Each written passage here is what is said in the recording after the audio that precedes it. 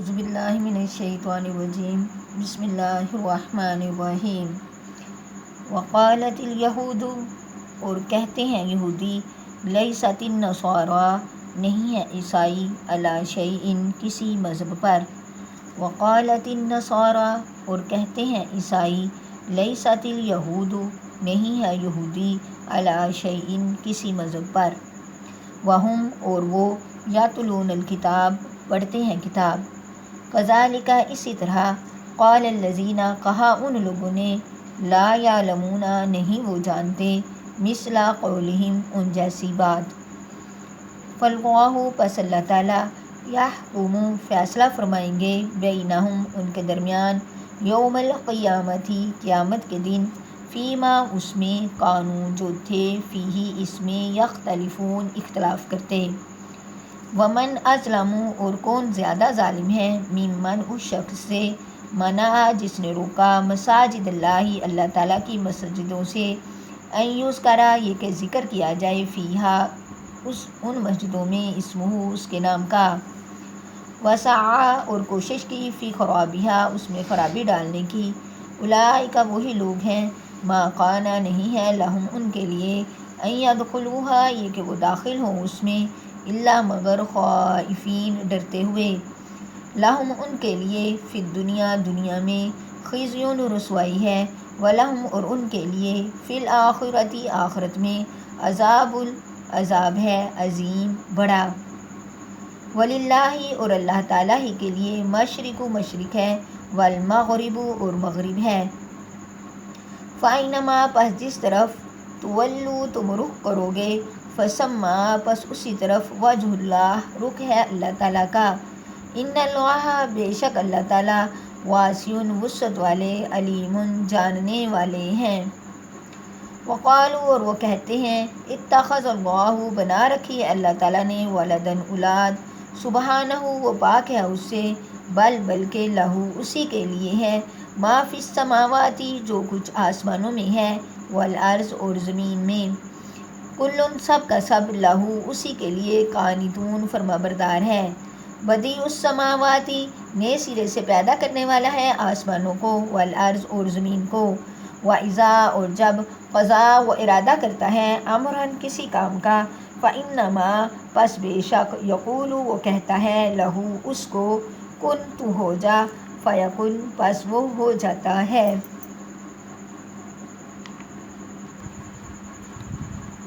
کہتے ہیں یہودی، نہیں ہے عیسائی کسی مذہب پر، اور کہتے ہیں عیسائی، نہیں ہے یہودی کسی مذہب پر۔ ایک بار کچھ یہودی اور کچھ عیسائیوں میں آپس میں مذہبی مباحثہ ہو گیا، تو یہودی تو اپنے عقیدے کے موافق عیسائیوں کے دین کو باطل بتاتے، اور حضرت عیسیٰ علیہ السلام کی نبوت اور انجیل کے کتاب اللہ ہونے کا انکار کرتے تھے،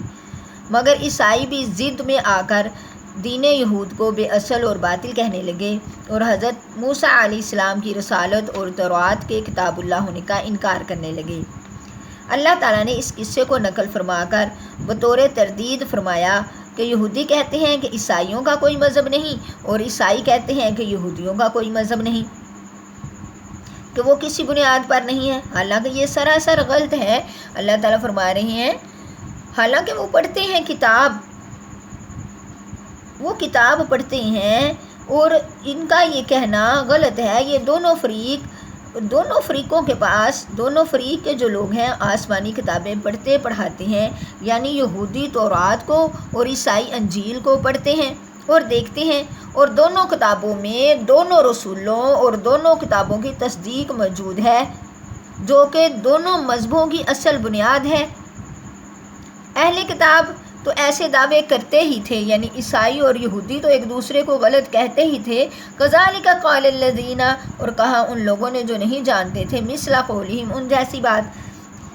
ان کے دیکھا دیکھی مشرکین کو بھی جوش آیا، اس طرح سے یہ لوگ بھی، جو کہ بالکل بے علم تھے، نہ ان کے پاس کوئی کتاب تھی، یہ بھی اہل کتاب کا قول دہرانے لگے کہ یہودی اور عیسائی سب کا دین ہی بے بنیاد ہے، حق پر بس ہم ہیں، یہاں سب اپنی اپنی باتیں کر رہے ہیں، تو اللہ تعالیٰ فرما رہے ہیں کہ قیامت کے دن ان کے تمام مقدمات کا فیصلہ کیا جائے گا جس میں وہ اختلاف کرتے ہیں۔ ومن ازلم، اور کون زیادہ ظالم ہے، ممن، اس شخص سے جس نے روکا اللہ تعالیٰ کی مسجدوں سے یہ کہ ذکر کیا جائے اس میں اس کے نام کا، اور کوشش کی اس میں خرابی ڈالنے کی۔ وہی لوگ ہیں، نہیں ہے ان کے لیے یہ کہ وہ داخل ہوں گے اس میں مگر ڈرتے ہوئے۔ اس آیت میں اس واقعے کی طرف اشارہ ہے کہ جب مشرکین نے آپ صلی اللہ تعالیٰ علیہ وسلم کو اور آپ کے صحابہ رضی اللہ تعالیٰ عنہ کو سرزمین مکہ سے نکالا اور بیت اللہ میں نمازیں ادا کرنے سے روکا اور منع کیا۔ اور یہ اس واقعے کی طرف بھی اشارہ ہے کہ جب نبی کریم صلی اللہ تعالیٰ علیہ وسلم صلح حدیبیہ کے سال عمرے کی غرض سے وہاں تشریف لے گئے اور مشرکین مکہ نے اپنے بتوں اور شرکاء کی خاطر بیت اللہ کی ویرانی اور خرابی کا سر و سامان کیا اور مسلمانوں کو حرم مکہ میں داخل ہونے کی اجازت نہ دی، تو اللہ تعالیٰ فرما رہے ہیں کہ اس شخص سے زیادہ ظالم کون ہو سکتا ہے کہ جس نے اللہ تعالیٰ کی مسجدوں میں نماز پڑھنے سے روکا۔ اب یہاں پہ ایک اور مسجد کا بھی ذکر آتا ہے۔ واقعہ یہ ہوا کہ ایک اہم مسئلہ یہاں پہ کہ زمانہ اسلام سے پہلے جب یہودیوں نے حضرت یحییٰ علیہ السلام کو قتل کر ڈالا تو روم کے عیسائیوں نے ان سے انتقام لینے کے لیے کی خاطر عراق کے ایک مجوسی بادشاہ کے ساتھ مل کر اپنے بادشاہ تیتوس نام لکھا جاتا ہے اس کا، کہ شام کے بنی اسرائیل پر حملہ کر کے ان کو قتل و غارت کیا اور تورات کے نسخے جلا ڈالے، بیت المقدس میں نجاست اور خنزیر ڈال دیا، ان کی عمارت کو خراب اور ویران کر دیا، بنی اسرائیل کی قوت اور شوکت کو بالکل پامال اور ختم کر دیا۔ نبی کریم صلی اللہ تعالی وسلم کے عہد مبارک تک بیت المقدس یعنی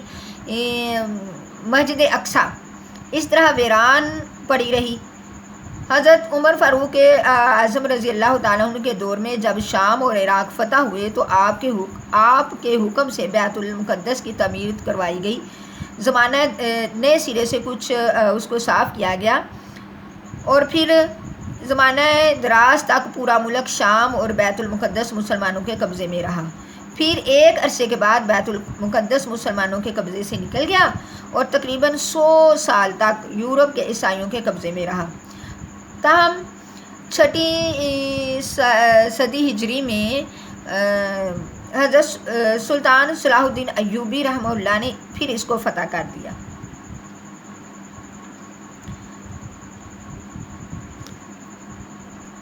ان سارے واقعات کے پیش نظر چاہے وہ مسجد کوئی بھی ہو، کسی مسجد میں حالانکہ خاص یہ آیات صلح حدیبیہ کے وقت